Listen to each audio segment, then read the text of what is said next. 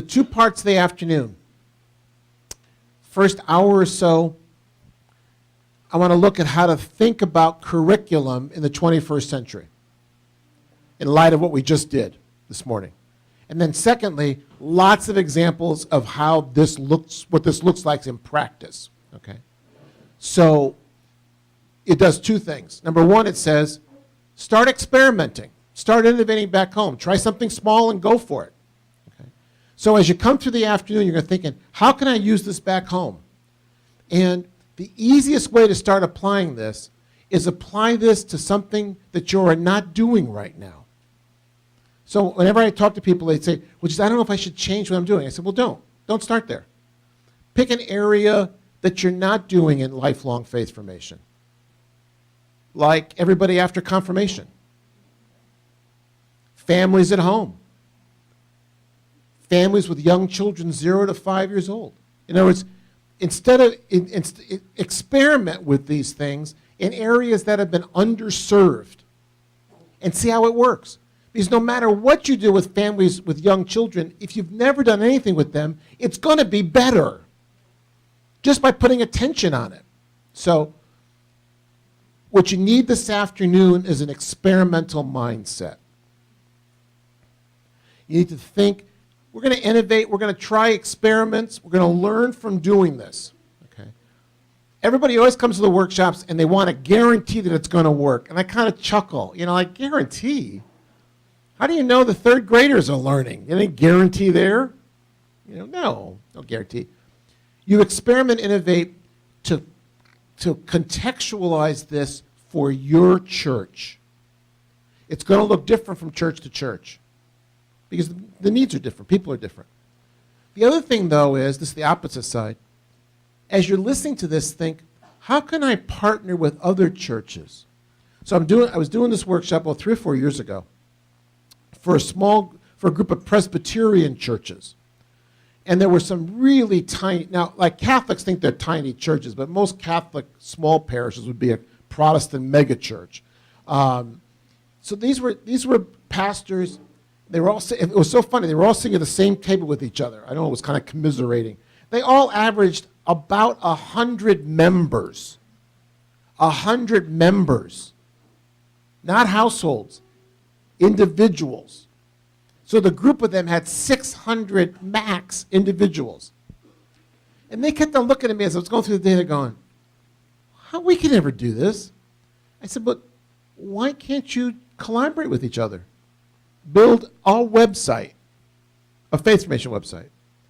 Co-brand it. Put all your logos on there, or pictures, whatever.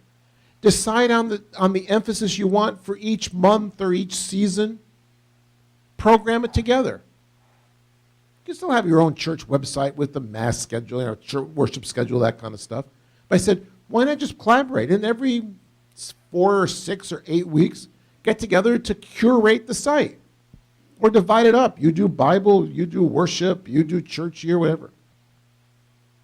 I said, online, you could look huge. No one would know you're only 600 people total. But it's a way to, what's really hard in the physical world, like they were all within, an hour and a half of each other, but it's really hard to do joint programming, meshing schedules and facilities. But online, no problem at all. In fact, there's a lot of synergy in the saving of energy by partnering. So I want you to just think innovation, experiment, partner with people, tap other resources, all those kind of things. But just start. That's why we're doing this pilot project. Start. Try something to learn how to do it. Okay.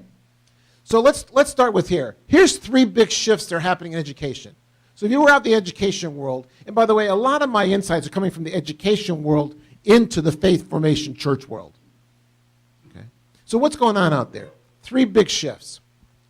We're moving from education to learning anywhere, anytime. You'll notice, even though we talk about public education, that kind of stuff, most of the time we're talking about learning. Where we learn, how we access learning, how we work together in learning.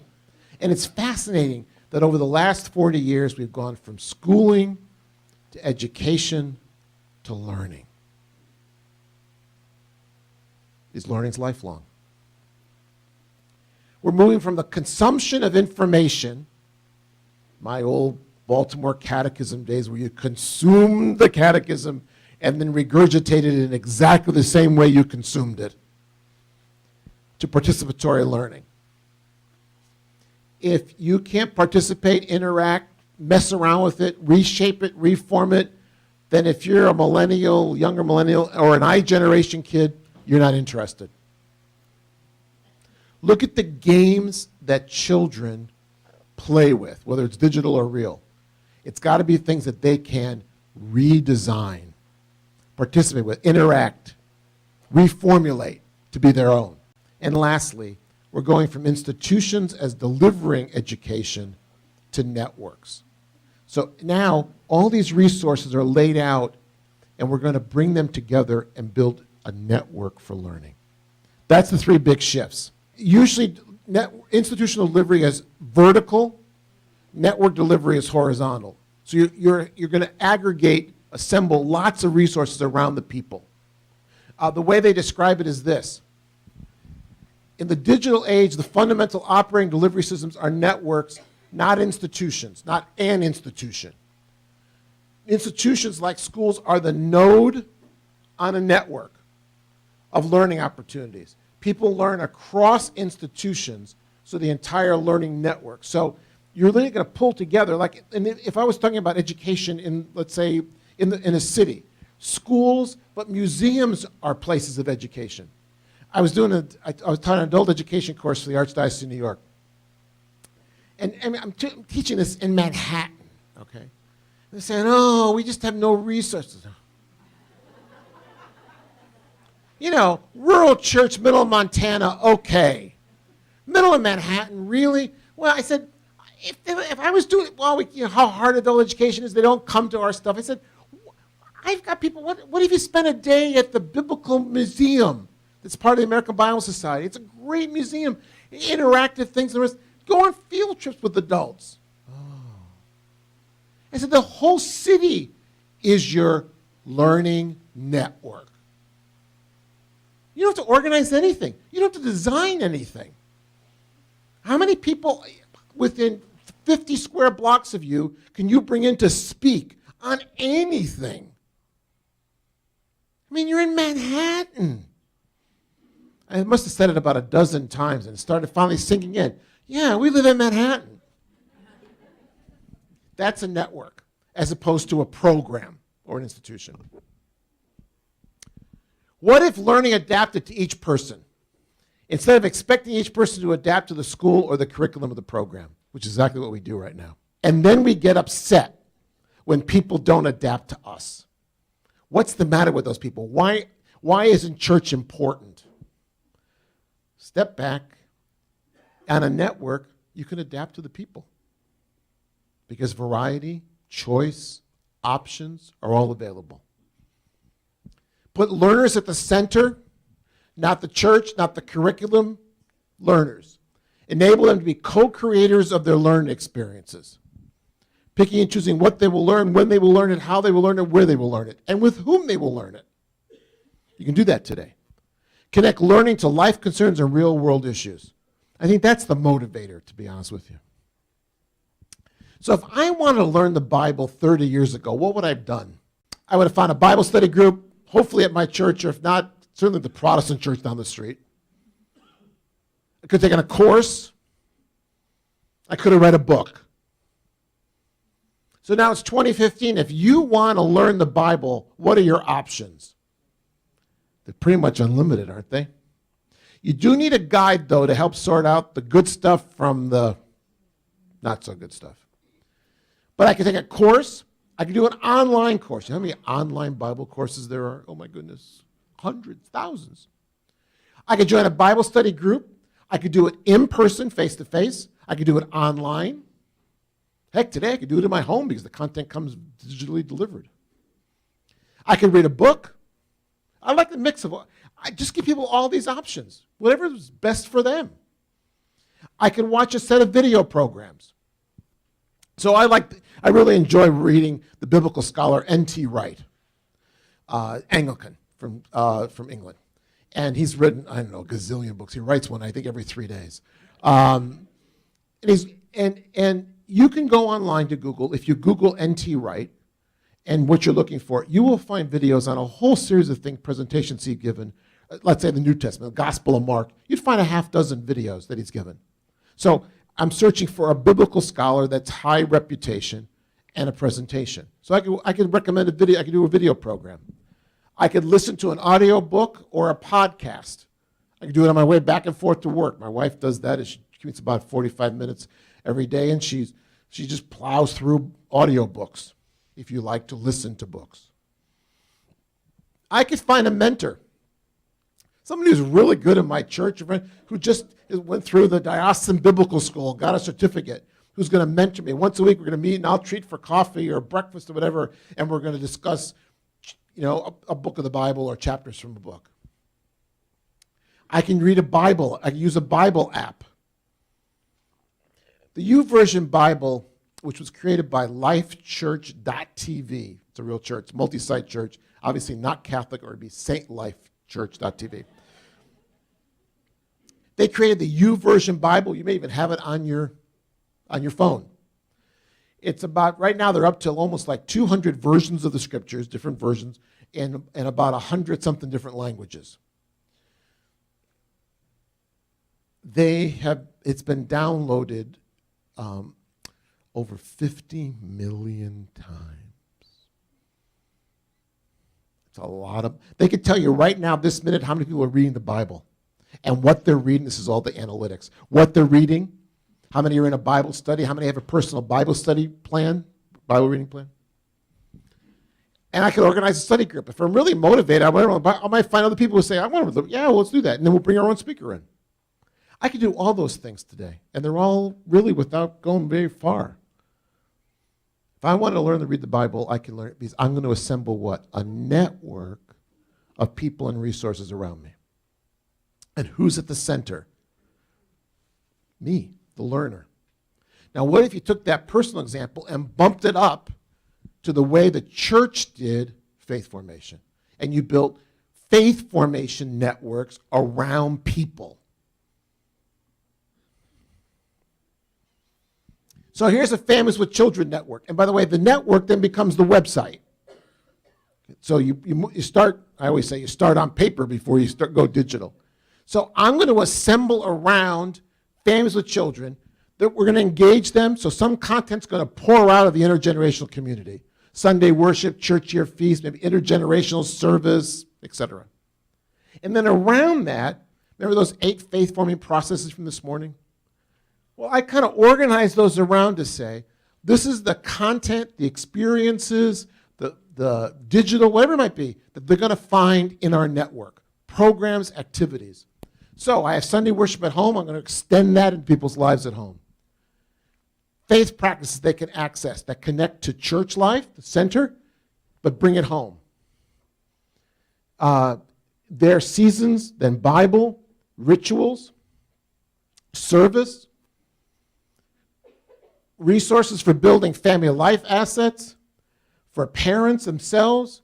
I can put the children's programming on here so I can extend Vacation Bible School or weekly classes into the home.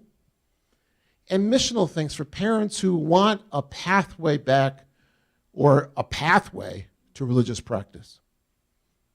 I can assemble all those resources on a network.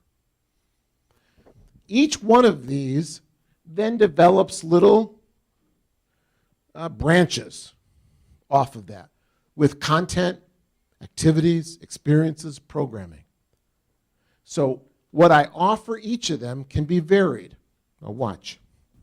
It's only made possible by 2 things: digital platform to deliver it and an abundance of content, programs, and activities that I can assemble.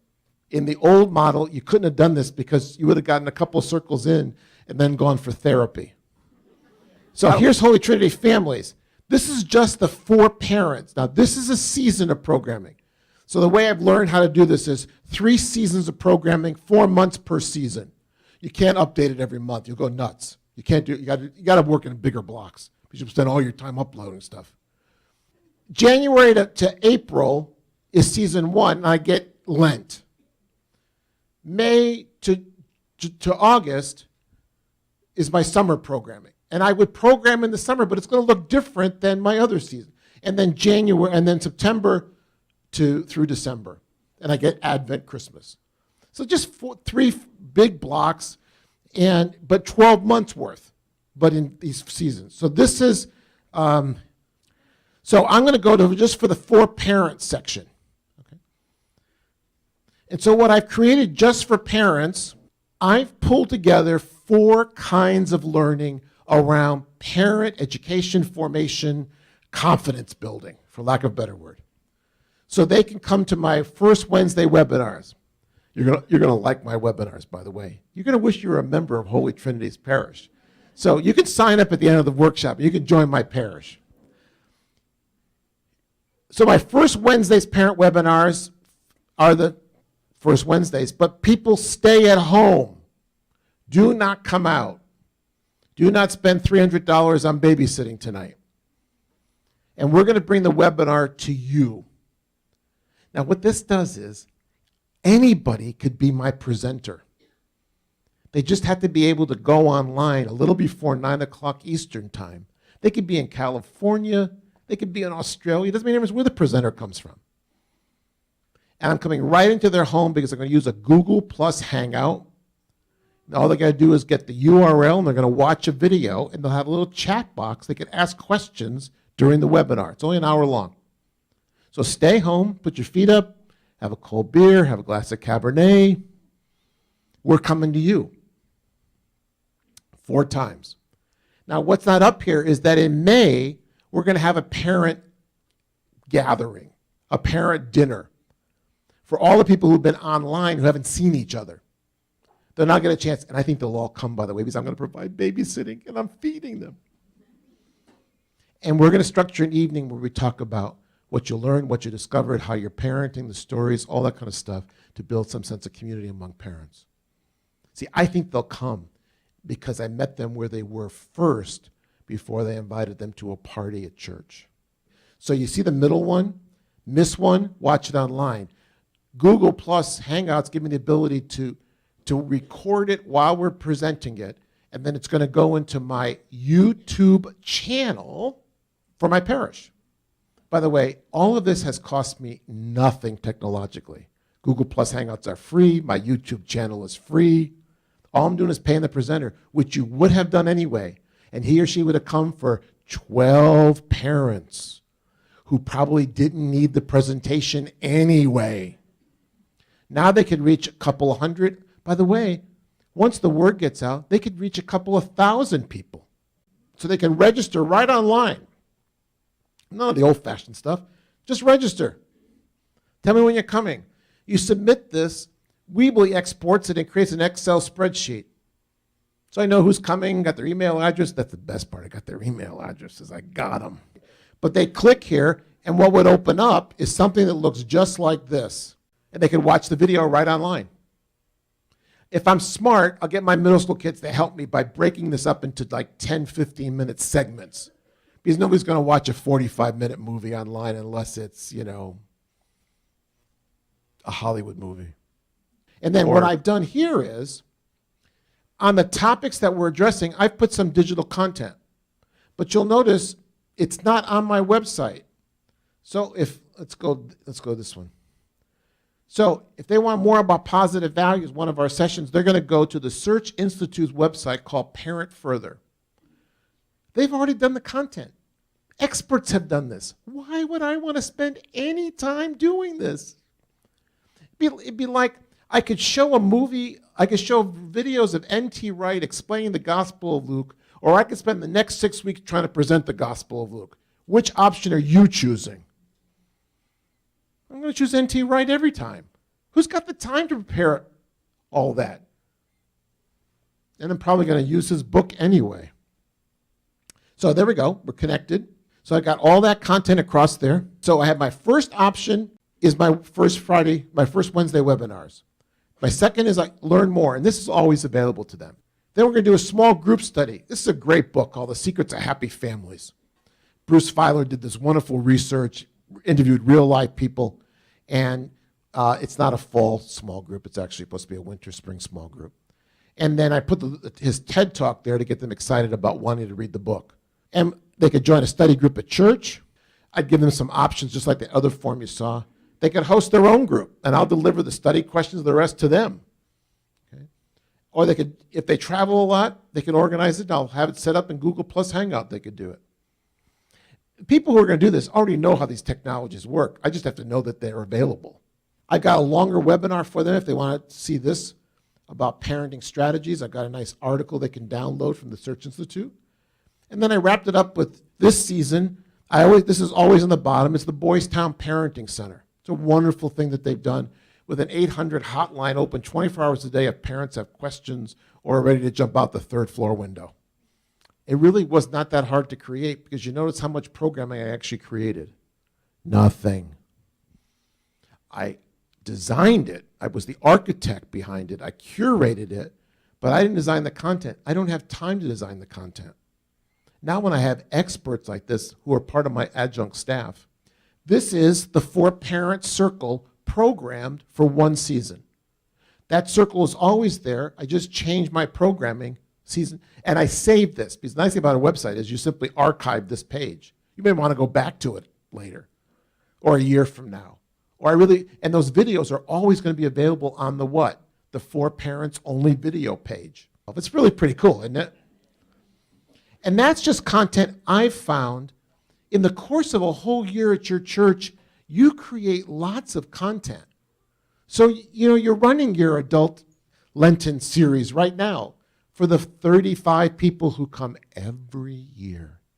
As long as no one dies, that same 35 will be back next year. But you say to yourself there, we should be reaching 350 people. So are you recording the presentation? Bring the high school kids in. You'll get a twofer. They'll have to listen to the presentation, and you'll get the video. Ask them to put it into smaller chunks, and now you have original content for what? My network. So the Lenten series, which usually dies at 9:01 on Wednesday night or Thursday night, now can live because Lent will be back next year. Think of all the content just your church, let alone the churches in this room, generate good, high-quality content that you paid to develop. You brought speakers in. You invested in it. You're frustrated you're not reaching enough people. Just record it. Then wrap some content and experiences around it, just like I did with this, from other sources. Don't write it. Only write what you cannot find, which means you'll write very little. You'll curate a lot. But in the course of the year, your church generates gobs of content. You cannot afford to do one-off programming anymore. You just can't. You don't have the time and money.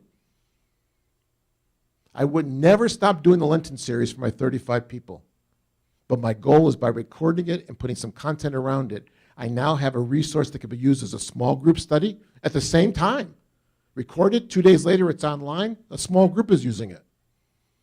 I could use it next year.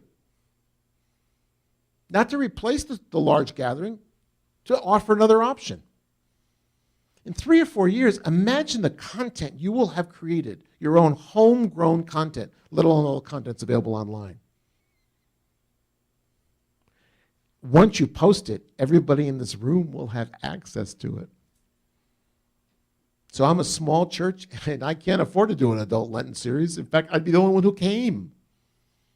But I can access yours and make it available to my people. It's interesting, isn't it? But it's doable. You're already doing this work. It's just getting more mileage out of it. You just ask them for permission. Like we're videotaping today, and I'm going to make big Hollywood residuals on this videotape. Most people would say, that's fine, because it's for your use. Some people want to be videotaped. As it gets on the internet, people find them and they ask them to come to their church. Not everybody, but you just ask permission, that's all. If somebody says no, that's fine, so you don't record that one. No matter what, you're ahead at the end of the year, even if not everybody said yes. Sometimes it's an audio podcast. They'll let you do that. We'll do an audio podcast. Some people can listen to that on their way back and forth to work. All good. By the way, if you do the video, you automatically get the audio podcast, so that's easy. Some presenters will say, you can record my presentation, but not the question and answer, where they might go off script. So you do that. I'll work with it. My goal is I want to develop a library. I'll work with the presenter, and if they're not comfortable, we won't do it. It might build some incentive to, hey, how come this session's not online? Maybe I should go to that one. Not be, when you promote it next year, say, not being recorded. Or live, or be there live or lose it, or something like that. You can have some fun with that. I mean, really, when you think about YouTube videos, not that they've lowered the bar, I don't mean that, but the content or the presentation is much more important than the style. So you get a lot of substance points, but not style points all the time. I think you want to take care that you can hear it well, you can see it well, okay? But I wouldn't use Hollywood production values as my criteria anymore. 10 years ago, I might not have said that, but I think the YouTube phenomena is that people are, if it's good content in shorter bites, they're willing to listen to good stuff. I did a presentation about a year ago. Somebody filmed it on their iPhone. It was remarkable how good it was. Even sound quality was good. I was in a church doing it. I just was amazed. Just from their phone. And if you have an iPhone 6, it's even a better quality. Parents need to sign off a permission thing. And make it an unending permission if you can. So you're not doing it for every person. It's on record, you filed it, you give them a copy and done. Those who haven't done it, just fill it out whenever you're doing it. Stay with a wide angle shot if you can. No names. If you use names, you could just, use a first name, but try to stay away from names. Intergenerational settings are really great because you have adults with the kids, and I just don't think it on a parish website it's as big an issue as it is on Facebook and other settings. So I think but get permission, a couple of practical common sense kind of things. That's my approach to photos and video, but check policies and that kind of stuff. We've kind of gone a little bit, I think, too restrictive. In fact, we need to find that middle ground, that balance in terms of respecting privacy and protection and safety, but still being able to say, here's the highlights of the Vacation Bible School, and people go, wow, look what the kids did, that kind of thing. The other thing you can do on some of these where it might be much more personalized, you could put the video on a website and just password protect it. So I could put it on a page, password protect that page, so the people who can watch it are the families. I can show it on Sunday, but nobody else can see it. It's just for those people. So you can password protect that page. So it kind of puts a little firewall between you and the video. So that's my for parents page. Let me do a content page of like a theological content page, all right? So let's go back to adults, and let's do scripture. Now, if you were at Holy Trinity for this Lent, we've got great stuff for you. You would just love what we're doing, all right? So our focus is the death and resurrection of Jesus. I don't know where I got that topic from, but I thought it might work in Lent. So we have 4 options if you're interested. Participate in a 4-session presentation at church. Watch the video presentation on your own or with a small group. Participate in a 6-week small group scripture study. And study the death and resurrection of Jesus on your own. I got a spelling mistake. This screen is smaller, so this would not be here normally. So I've set up a little blog where people can post their thoughts. And I just opened the opening question, and they could just add their comments and just type in what they're thinking. So it's just a way for everyone to see what everybody else is doing, and they can feel free to do that. They don't have to, but it's the option. So here's my Lenten series. 4 presenters. We're going to do Matthew, Mark, Luke, and John. My 4 nights are going to register for the series online, and then after the session, maybe 2 or 3 days later, they'll be able to watch it. I can even put a small group study guide with it if a small group, or organize small groups around the content rather than come on Thursday night. I'm going to use Little Rock Scripture Study. This is a 6-session program, so it actually started the week, first week of Lent, take it right through to Holy Week. This is all done. So join a group. And all I've done here, it's really pretty simple. I give them 4 options. I picked 4 times that worked for me. I didn't care about them. I gave them 4 options. So they can register right online. I can get back to them real easy. They can host their own group. I'll deliver all the materials to their home. They can just do it in the comfort of their own home. There's their adults. The nice thing about, I can't figure it out why more people don't do adult faith formation. No permission slips, no child protection stuff. They drive, they have insurance. It's almost heaven. Why would I want to bother with all that other procedural stuff with children and teens? I work with adults. They don't have none of that stuff. And I can serve them wine and beer.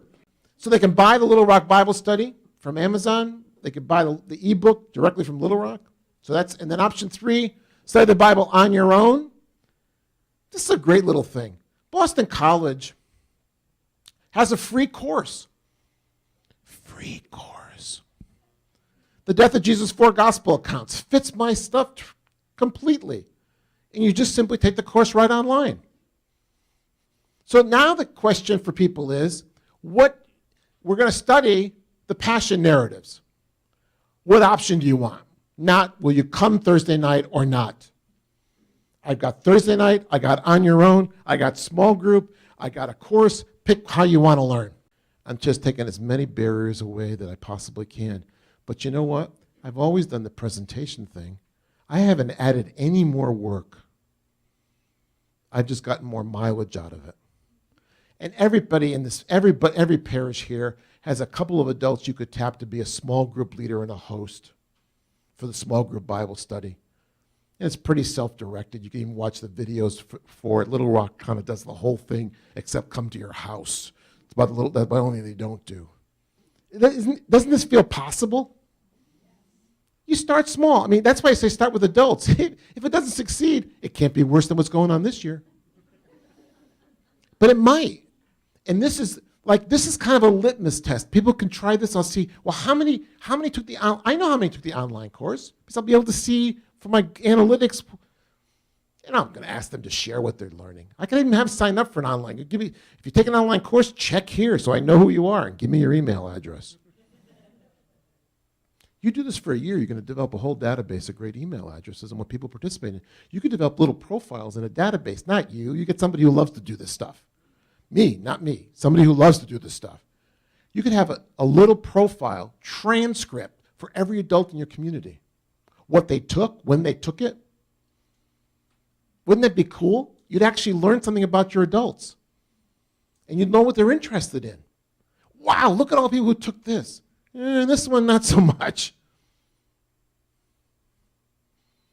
In 3 years, what would your adult faith formation look like in your parish if you took this approach? Even if 40% of this stuff really didn't get traction.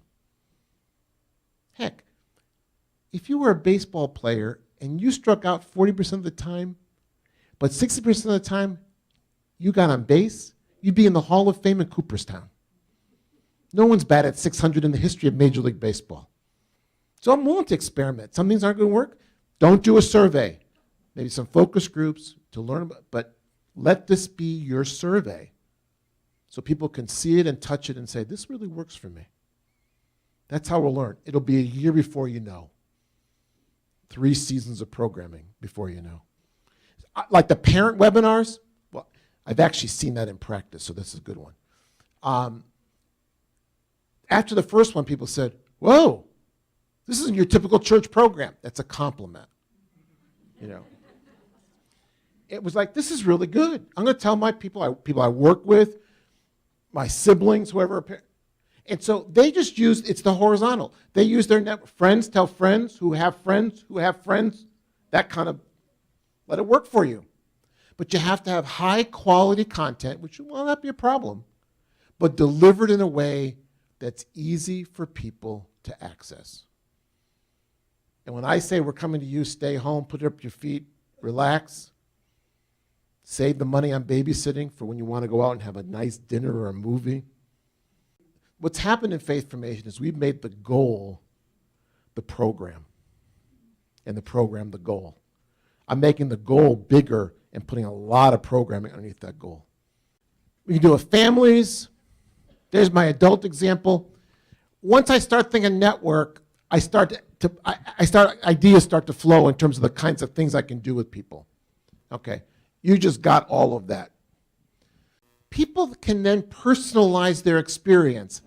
It's so hard for us to realize this is possible because we've just been in this mass audience mode, the one size fits all. And it's so hard to break, even though in our personal lives, we hate one size fits all. We absolutely hate it. Everybody wants to be personally cared for. You want choice. Why do you go to Amazon and type in men's vest and get 3,000 options? We love choice. So the one size fits all days are over. It's one size fits one days. And so when I put people at the center, I can aggregate all kinds of resources, programs, activities, videos, everything around those people. And then what some churches have started doing, and we'll talk more about this in the pilot project, they've started actually creating ways to assess people's growth so they can go to the network and pick what they need to match what they're interested in. So think about high school confirmation. What age do you confirm in the diocese? 16, 15, 16. Okay, high school. Good luck. All right. We already know based on the research what? We've already got a great spiritual diversity. So we got some kids in confirmation program who absolutely don't want to be there. So the high school kids are already stretched out all across all that diversity. You have some who are just bored to tears by the program. They've been through the 7 sacraments. They've got the creed down. They know Catholic social teaching. They've got it, and you're doing another review again. Again. They're ready for an undergraduate theology course. But you can't offer to them because you don't have enough people power to offer to them. Now you do. So go online and do an online course with a facilitator. Watch the videos. Discuss it. It may be only 6 kids, but they're not bored anymore. Then the other extreme, the waiting to leave group. Their parents made the bargain with them. This is the last thing you have to do and I won't bug you anymore. Okay? Or they said this, you know that college you want to go to with the tuition? Do confirmation. The grand bargain. Those kids really need what? Welcome to Christianity or welcome meeting Jesus again for the first time. They don't need a review of the catechism. They sit there. You could see the looks on their face. Keep teaching. It's almost time for confirmation. They're just waiting you out. They're waiting you out. And they're good at it. They do it really well. They'll wait us out. They'll get confirmed. You'll never see them again, ever. So why not start confirmation with an assessment? Why not personalize it? Where are you in your walk with God? And what's your next step in that walk? Now, 10 years ago would have been 4 or 5 different programs. You would have said, oh, can't do that. Now you have a digital platform. So as long as I don't have to worry about where the content's coming from, so that my small group of 6 kids who wants the undergraduate theology course, really hungry to talk about stuff, I can deliver that to them with a facilitator who doesn't have to teach it, who's just facilitating. And the other group, I can offer content like the Alpha course for them that starts with, who is God? Who is Jesus? Why is he even bothering with us? All organized around kind of their skeptical questions about whether this Christianity, Catholicism thing is worth their time and attention. And then I could still run the same program I've always run for my middle group who needs a refresher. But you could do 3 or 4 different programs because you have a digital platform for confirmation.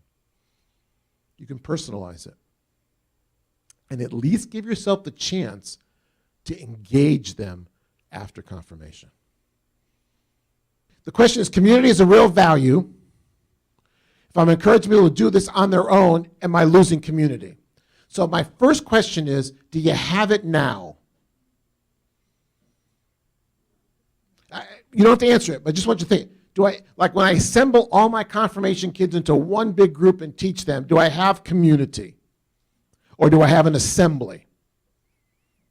Now, if I personalize this, and I'm the guy who gets the 6 kids who want to do the undergraduate course that we're going to access from BC, and for the next, 6, 8 weeks, we're going to explore this. Do you think I got a chance of building some community with them? Even if I flip the classroom and say, watch this and come in and talk about this. For the group that's skeptical, maybe even hostile to Christianity, by focusing around them, do I get a chance to build a community of skeptics? They can even be skeptical together. We can even give ourselves a name, Skeptics United. Here's my hunch. Diversifying doesn't lose community. It actually creates small communities around common interest, around common place on the journey, common needs. So it's taking big community and kind of breaking it out a bit. But remember, a big part of the ecosystem is the intergenerational community, which we don't replace. In fact, we want that to be a center hub that people come to worship together, serve together, commune together. So it's a both and piece. But it's individual and it's the group. Big group, small group. It's all part of the network. But all of this is built around connecting intergenerationally. That's how you balance it. Here's how you design one. It's really pretty straightforward in one sense. I built my network approach around the big 8. If these things actually are significant in fostering faith growth, then I ought to build my network around them. You notice I'm not building a network around topics or themes from a textbook. We've had that approach. It's just not enough. So I built it around processes that make a significant difference in helping people along a trajectory of which learning is one aspect. I've always been amazed. Everybody knows the 6 tasks of catechesis from the General Directory. It's just putting them into practice that's a problem. Because we kind of get stuck around the instructional one. Build a network around the 8. Add the missional. The life issues at that stage of life. A life stage role like a grandparent or a parent. And your major programming. You're not going to leave behind your programming. You pull it into the network. But now it has a bigger context. So VBS gets put together with my whole children and families network. I can connect it. I can extend it. I can expand on it. And because I have a network, those parents who only dropped in for VBS see that our church does a whole lot more with families, with children, than just VBS. My approach on the network is build engagement and participation, program and activity by program and activity. So I'm looking for, you started here, good. Where'd you go next? Where'd you go next? Then where'd you go? And then where'd you go? Can I build a pattern of repeatable engagements? It's hard to do that in our current programming because we don't have any options. Now you can put options, and one can lead to another because they're all connected and they're on a common digital platform. So somebody might start, like my adult example, in a caregiver group and make their way over to a Bible study group. You can't control that part of the process, so just let it go. In fact, you can't control any of the process, so just let it go. We spend so much time trying to control people. No, control the quality. We need to control the delivery. So that's why I'm playing the YouTube video on my website. I don't want you searching. I don't want you on YouTube searching. I don't want you on Google. I've curated it. You don't have to leave our site. And when you leave, you're going to go to a Lenten activity on CatholicMom.com and right to the page where the activity is. So now I can't stop you from going on the web and doing all kinds of crazy things in your spare time. But I'm going to aggregate all of that onto my platform. So the links will be to particular pages. YouTube and Vimeo videos will play right from my website. In fact, I want to make it so easy that you click and it plays. You click, you get the activity. Really simple for people. A good curator just makes sure that I'm just making it so, like it's so simple for you to do this. Like, how could you not do this? Well, every one of those red circles is a door, and doors in. And so if you come in this door, I'm still going to connect you to something over here, or something over here, or something over here. Yeah, yeah. That's what digital allows us to do in a way that you can't do, obviously, in the physical world. I could put a forum in there. Weebly allows you to drag and drop a forum where you could do moderate content, give different forums, or I can link to my Faith Formation Facebook page. And there I can do all the social media stuff. So I have one church doing this Lent. They have a Faith Formation Facebook page, and they're doing a picture a day for 40 days of Lent. And they also have a Flickr account. I think it's Flickr they've got. Okay. So what they're doing is post a picture to Flickr and post a comment to Facebook with a link to your picture, and show us one thing you do every day in Lent to praying, fasting, or almsgiving. Give us a practice every day. They have hundreds of photos. Oh, it's not Flickr, it's Instagram they're doing it on. It's even better because it's all social media. And so someone's moderating it, not a 65-year-old. Someone's moderating in the parish, but you're getting this visual picture of Lent practice in the parish. Who asked me about evaluation before? This is it. When you visually see people doing something during Lent, visually. Now, you can also get smart and do video clips, but they're just doing photos. A photo a day for 40 days. I think it's brilliant. If it's the parish's Instagram account, you give them permission to upload, and that controls it. So it's not public in that public sense. And you can do the same thing on Facebook as well. You could even do a closed Facebook group if you wanted to, but kind of defeats the purpose of what you want to do on Facebook. But I'm not worried about people posting, Lenten stuff. If people post inappropriate stuff, you do the most wonderful thing. You go there and delete it. And I tell people, no names. Just upload the photo. And there's some of these applications you can actually embed into your website, but that's too technical for me. You need to have a church website for all the information you normally provide. And what I always say is the church website is designed by the staff for the staff. It's all that kind of information. The Faith Formation website, it's almost like an external website. What I mean by that is it's got content, experiences, interactions, that kind of stuff that you can't. So I suggest two platforms. You can't get rid of the church website because it has a function to play in all this. But when I click on Families with Children Faith Formation off the church website and hit that menu item, it takes me to this page. One click. And then vice versa. On here it will say, Holy Trinity Church website. Click and you go back there. So you can cross-navigate, but they're really very different. Usually a church web, and not the new church websites, the ones that are built on a WordPress platform that can do all kinds of wonderful things. But typically a church website is information-based, not formation-based. And so it's really not designed for learning. If a church told me they were building a platform from scratch, and they were going to use WordPress, then they could do everything I'm describing on a WordPress platform and have one website if they wanted to. Weebly is just so easy that I tell people have multiple websites, but the church website is your portal to get to all those. Yeah. And I want them to have a look and feel. The problem with the church website is it's hard to get a look and feel that it's for this age group. So, I want the youth one to look youthy, not oldie.